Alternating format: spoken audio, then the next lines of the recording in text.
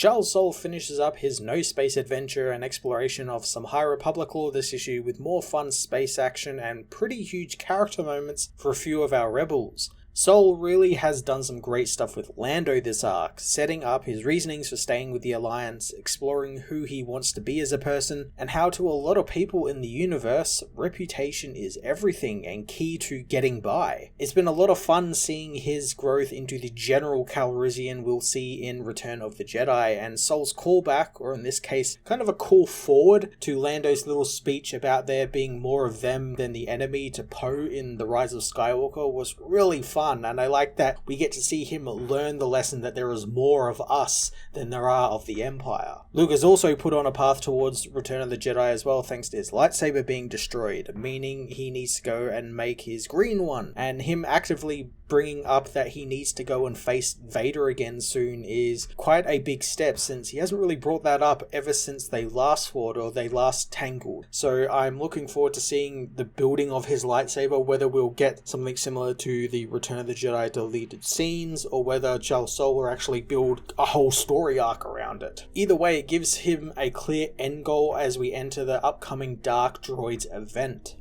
Madabak Musabekov returns for a big finale and doesn't disappoint, delivering some fantastic action spectacle featuring great use of Luke's force powers. Musabekov's detail on every page as well is fantastic, and I love how many different people and aliens he can cram into each page, as well as the continuing kit-bashing look of all of the ships and vehicles this arc has in particular done, and it's done really well. I like that it actually looks like a model you would see up on the screen of one of the Star Wars films. Star Wars issue 33 capped off a very fun adventure in No Space, building out a lot of the characters in thoroughly interesting ways before putting everything back in the box ready for the next story arc. I'm going to give this issue a 9 out of 10. Star Wars issue 33 finds Luke's lightsaber and cybernetic hand get crushed by a kill droid as Lando and Holdo cover Chewie's escape to the ship. Lando hopes that Luke has found his little book, but Holdo thinks he can handle himself since he's a Jedi. The hero assume that Luke is getting thrown around by a droid, learning his hand and saber have been totally destroyed. Lando and Holdo fight towards Luke, but they become surrounded as Luke reaches out with the Force, hoping that the Force is with him as he lifts every kill droid up off of the Great Hall, slamming them down onto the ground and blowing a heap of them off the rock. He uses the Force to then retrieve his book before passing out from the strain. Later at the colony, Luke's hand is patched up by Lando, who asks if he learned what he did at the Great Hall from his book. Luke is unsure how he did it, since it was harder to reach out to the Force recently, but then it all just came rushing back at once and it scared him. Lando tells him to cheer up since he saved everyone's lives and got the book and the Path engine back. Luke understands that, but he grabs his destroyed saber as he thinks of Vader, knowing that there is something he's going to need to do, but he doesn't know how he's going to be able to do it now. The ship lands and Leia rushes to Luke's aid, asking what happened. Luke tells her about the kill droid, but assures her that he'll be okay as Blythe offers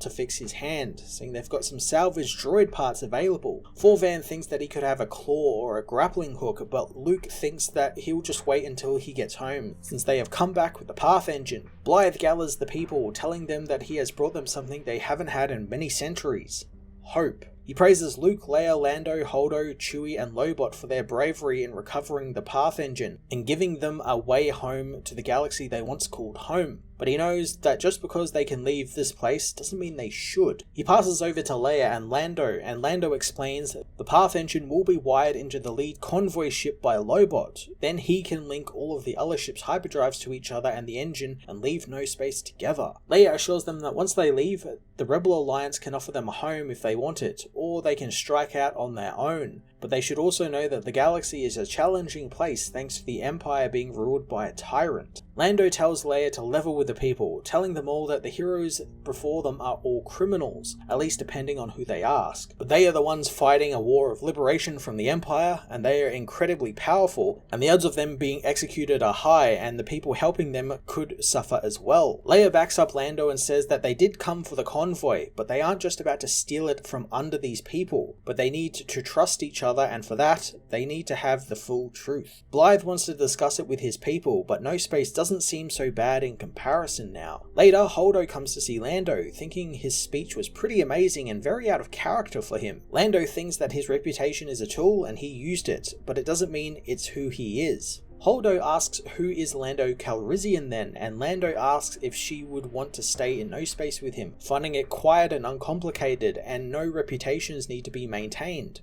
Holdo does find that very tempting, but she is going back since she's just getting started. Blythe meanwhile tells Leia that his people talked it out and some of them are going to leave no space, but others are staying and they have terms. Blythe tells her that the kill droids were all cleared from the Great Hall, and Chewie points out that Luke did that all by himself. The captain says that the people will be moving to the Great Hall so they can build a proper society, while some of the younger people want to go back to the galaxy and help the rebels out with whatever they need, and they can take most of the fuel with them since they don't really have a need for it in no space. He also wishes a path engine and codes be brought back to them so they can travel in and out of no space as they choose, and Leia has to promise to never tell anyone of this place. Leia agrees with the terms and all of the ships are strung together with giant netting. Lando prays that this is going to hold together since it's going to be a very bumpy ride. He asks the others how they are feeling and the people are excited to leave no space as a living Kazarat has never done that before. Lando hopes he can change that, not filling the men with confidence. Blythe and the few which stayed behind watch as the ships blast off and Lobot activates the path engine, slipping them into hyperspace. Immediately the ships begin to rumble and the links in the netting are hit by lightning that begins to pull apart the vessels. Holdo tries to pull them out of hyperspace, no idea what's going to happen. Ships come out of hyperspace into a sudden stop, throwing everyone around the cockpit. Holdo finds that they are alive, and not just that, they can see the stars, meaning they are home. Later, as the convoy meets with the rebel fleet, Lando finds the Kazarats held their end of the bargain and gave up all of the Tabana and coaxium they had to the Alliance.